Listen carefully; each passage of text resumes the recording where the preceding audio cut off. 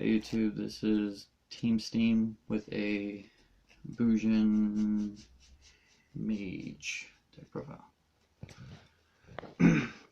First we have the triple Bujinmage, self-explanatory. He's the engine of the deck. Not really playing Bujins. Without him, then you have your triple Harumi. This build's a little different. I don't run Blue Boy at all, and even bad Bujin players will be like, no, play 2 and play this at 1. No, there's a reason why this card's at 3. Then you have your double Arasuda, because it's the standard rule that if you play whatever you play Harumi at, you play 1 less Arasuda, or at least I feel like that is. I think I've heard somebody say that. That's for the Bujin Beast Warriors. I play 8 altogether. Then the only wing beast, of course, Crane. Honest for Bujin, the double turtle, double hair. All pretty much self-explanatory. I cut Quillen because it's not a quick effect. It's not used in your opponent's battle phase. Damn. It was just too slow, so I had to cut it. And 4 seems to be working out. Once I get everything, like the rest of the deck, I'm thinking about maybe cutting Crane for something else, like Upstart or something, maybe. Then you have your Performage engine, which is your standard 3. Because you're running Needlebug, just seeing a lot of these hit Grave is really good. The only thing you don't want to mill though is Hat Tricker. And speaking of, this can generate OTK really fast. Because you're not really worried about your health too much. I would, I guess I would cut Trick Clown to 2 to run the deck at 40, but it's doing pretty good at 41. Non-engine cards is Honest and the one Photon Thrasher. Just the free tech special summon just looks good in the deck, in my opinion. And it's supported by Honest, so for spells you run the triple Tinky, the Surge Power, I guess. It's really not needed, to be honest, but just having it there so you can just see it is really good. I do run Norden. I plan on getting a second one, but the double instant fusion, the Norden's really sacky, can get you into a lot of your bigger plays. It doesn't really have a drawback. Pay 1,000, you're constantly taking 1,000 from your performance loop. So then I play the one Tech Choice Light Redemption. The paying 800 isn't bad, and especially if you're about to end your turn and you want the damage juggler in hand, or if you want the Harumi to continue the spam, the level 4 spam. So like Light Redemption, this is, well, it's not Tech Choice, but Fourth Burial can dump anything you need, like almost everything, except for Honest. Honest and Thrasher. Everything else is pretty much hit by every other card, so. And Carnation, because Bujins, yeah. I only run 6 traps, 2 TR, 2 Needlebug. This card's really good, and with Kagosuchi.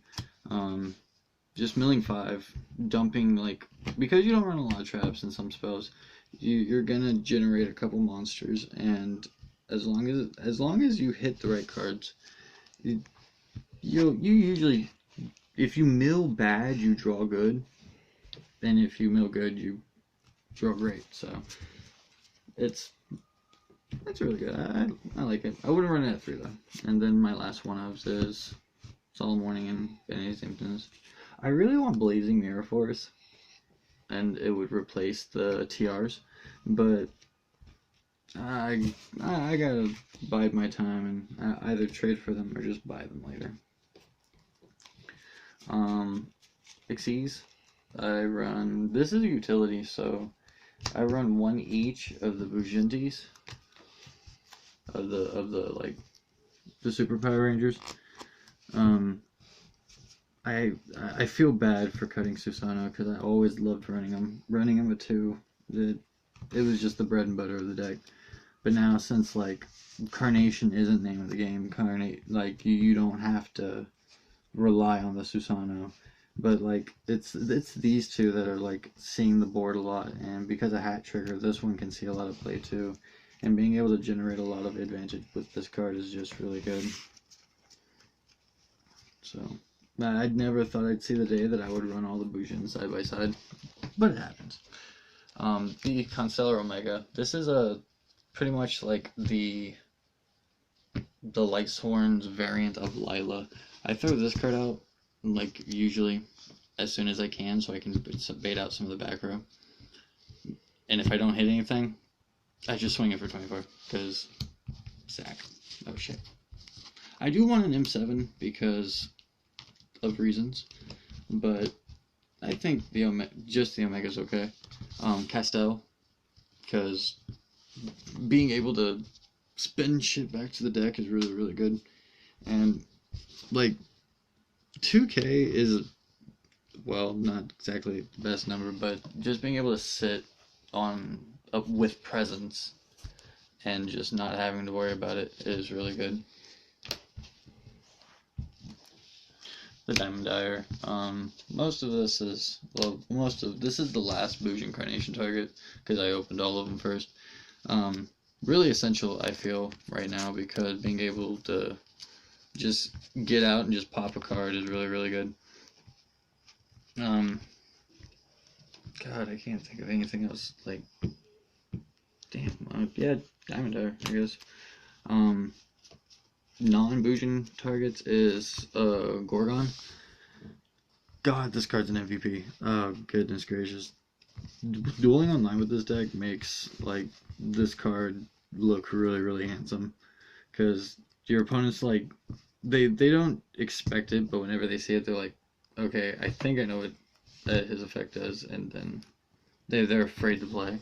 Even though, like, he's not very threatening, but he can jump over a lot of other cards.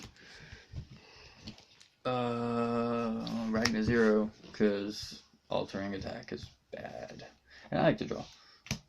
And it's cool because it's either player's turn. The Honor Arc, because they steal monsters. The Abyss Dweller. This is, I want it to be a trapeze magician. This Samurai's good. Gagarai Samurai's good because it can block a hit. Because you're going to be flooding the board, you're usually going to see him with 1 or 2 other Xyz, possibly 3. If you're trying to protect another monster, you can block the hit, make him okay, but he just doesn't have the push power it takes to win a game, and I'm sad. Because I like this guy. I also had to cut Gunman, and I remember my Six Samurai days whenever I just burned people. And Blast Succeed is a Starlight Paladynamo with 2 Norn. Kind of useless against Cosmo. Magiceptor, I think. But because he's light and Bujins and Bujinmage are majorly light, he's okay. But it's like the Card Trooper effect to draw a card. It's really nice. I usually, under normal circumstances, don't show my extra deck, but since I run 3 Xyz in the extra deck, or in the sideboard, this is the only thing I want to show you.